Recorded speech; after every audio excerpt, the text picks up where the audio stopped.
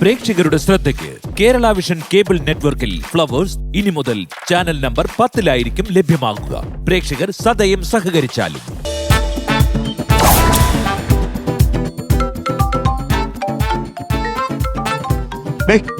അത് കട്ടി ഇവിടെ കാര്യമായിട്ടുള്ള കാര്യം ആലോചിച്ചോണ്ടിരിക്കുമ്പോഴേ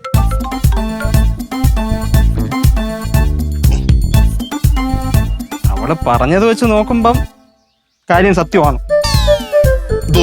നീ ഒട്ടും റൊമാൻറ്റിക് അല്ല ചേട്ടാ.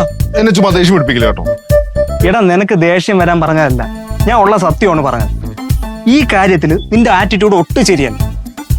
എന്റെ പൊന്ന് ചേട്ടാ, 24 മണിക്കൂറും ഇങ്ങനെ മണപ്പിച്ചോട്ട് പാട്ടുപാടി നടക്കാൻ പറ്റുമോ? ഇതിന് ഒരു സമയവും കാലമൊക്കെ ഇല്ലേ? പിന്നെ സമയം കിട്ടിയിരുന്നെങ്കിൽ നീ പിന്നെ അങ്ങ് എടാ ഇതൊക്കെ മനസ്സിൽ നിന്ന് താനെ വരേണ്ട കാര്യങ്ങളാണ്. ഇതിനങ്ങനെ ടൈം ഫിക്സ് ചെയ്ത് വെച്ചിട്ടൊന്നുമില്ല. ഓ എന്നാലും ഒരു ഭാര്യ ഭർത്താവിന്റെ മുഖത്ത് നോക്കി ഒട്ടും റൊമാൻറ്റിക് അല്ലെന്ന് പറയുന്ന ഒരു അവസ്ഥ.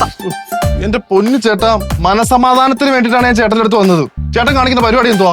ഷവപ്പെട്ടിക്ക് ആണി അടിക്കുന്ന പോലെ. എടാ ഞാൻ ഉള്ള സത്യം പറഞ്ഞതാണ്. രാവിലെ തന്നെ എല്ലാരും കൂടെ സത്യം പറയുമ്പോഴേ ബാക്കിയുള്ളവരുടെ മനസ്സിലാ വിഷമം വന്ന് കയറുന്നത്.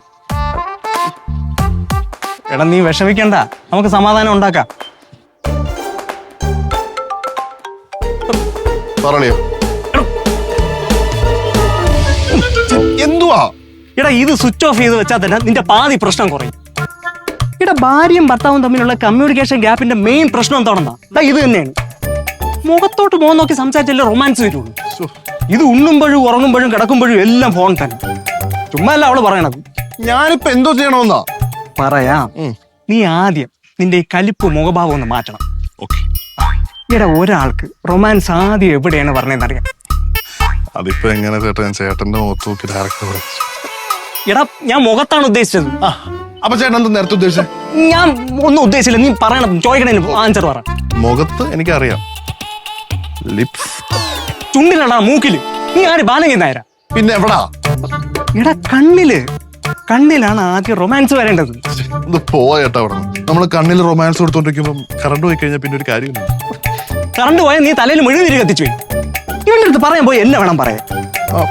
നിനക്കെന്താ രാത്രി മാത്രമേ റൊമാൻസ് വരുള്ളൂ, രാവിലെ വരൂല്ലേ? രാവിലെ വരും, പക്ഷെ എങ്ങനെ? അത് പറഞ്ഞു തരാം, നീ ശ്രദ്ധിക്ക്. അവൾ അടുക്കളയില് ജോലിക്ക് വരൂലേ, അവൾ അറിയാതെ പുറകിൽ നിന്ന് വന്നൊന്ന് കെട്ടിപ്പിടിക്കണം, അതും അപ്രതീക്ഷിതമായിട്ട്. പക്ഷേ മുത്തോണ്ണൻ അവിടെ കാണത്തില്ല. 24 മണിക്കൂറും അങ്ങേര് അവിടെ തന്നെയാണോ നിക്കണത്? അല്ലല്ല. അപ്പൊ അങ്ങേര് ഇല്ലാത്ത സമയം നോക്കിപ്പോ. ഓക്കെ. എന്നിട്ട് അവർക്ക് ഇഷ്ടപ്പെട്ട ഗിഫ്റ്റുകള്, മുട്ടായികള് ഇടയ്ക്കിടയ്ക്ക് അവളെ ഒന്ന് പൊക്കിയും പറഞ്ഞുവിട്. ഇതൊക്കെ അവർക്ക് ഇഷ്ടപ്പെട്ട കാര്യങ്ങളാണ്. ഞാൻ ഇടയ്ക്കിടയ്ക്ക് അവളെ പൊക്കി പറയാറുണ്ട്, ഒരു കാര്യം ഇല്ലെങ്കിൽ കൂടി. ഉണ്ടല്ലോ, ഉണ്ട്. അതിനൊരു പഞ്ഞവും വരുത്തണ്ട. പിന്നെ ലവ് യു എന്നും കൂടെ ഇടയ്ക്ക് ചേർത്ത്. അയ്യേ പൈങ്കിളി, അതിന്റെ ആവശ്യമില്ല. എടാ അതൊക്കെ അവർക്ക് ഇഷ്ടപ്പെടുന്ന കാര്യങ്ങളാണ്. പിന്നെ പരസ്പരം സംസാരിക്കാനുള്ള സമയം നീ തന്നെ കണ്ടെത്തണം. അത് ഇനിയിപ്പോ എവിടെയെങ്കിലും പോയാലും കുഴപ്പമില്ല. റൈറ്റ്. അങ്ങനെയാണെങ്കിൽ ചേട്ടാ, ഞാൻ സ്കൂട്ടർ എടുത്ത് സ്വരൂപമായിട്ടൊന്ന് ടൗൺ ചുറ്റിട്ട് വന്നാലോ? എന്റെ പൊന്നനിയാ, നിനക്ക് ഇത്രയും ബുദ്ധിയില്ലെന്ന് ഞാൻ വിചാരിച്ചില്ല. എന്തുവാ? എടാ സ്കൂട്ടറിൽ പോണെങ്കിൽ ഹെൽമെറ്റ് വെക്കണ്ടേ? ഹെൽമെറ്റ് വെച്ചോണ്ട് വല്ല കാര്യം പറഞ്ഞാൽ രണ്ടുപേർക്കും കേൾക്കാൻ പറ്റും. ഇനി അഥവാ ഹെൽമെറ്റ് ഊരിയിട്ടാണ് സംസാരിക്കണമെന്നുണ്ടെങ്കിൽ നീ പറയണത് നാട്ടുകാർ ഫുള്ള് കേട്ടിരുന്നാലേ അവള് കേൾക്കും. അത് മാത്രമല്ല AI ക്യാമറയിൽ വീഴുകയും ചെയ്യും. അതിന്റെ ഫൈൻ അടക്കാൻ നീ എന്റെ അടുത്ത് തന്നെ ചോദിക്കുകയും പറ്റും. അത് വരും. ഇതിന്റെയൊക്കെ വല്ല ആവശ്യം ഉണ്ടാ? പിന്നെ എന്ത് ചെയ്യും?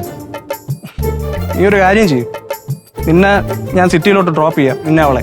എന്നിട്ട് നിങ്ങൾ സമാധാനമായിട്ട് സ്വസ്ഥമായിട്ട് എവിടെയെങ്കിലും പോയിരുന്നു ഒന്ന് സംസാരിച്ച് ഉച്ചയ്ക്ക് നല്ല ഭക്ഷണം കിട്ടണം എവിടെയെങ്കിലും കഴിച്ച് ഒരു ബസ്സിൽ കയറി ഇങ്ങ് വാ. ബസ്സിൽ കയറി വരാനോ? പിന്നല്ലാതെ. വരാം. ആ പെട്ടെന്ന് പോയി റെഡി ആവാൻ നോക്ക്, ഞാൻ ഒന്ന് കുളിച്ചിട്ട് വരാം. ഓക്കെ. ലോകത്ത് ഒരു ചേട്ടനും ഈ അവസ്ഥ വരില്ല.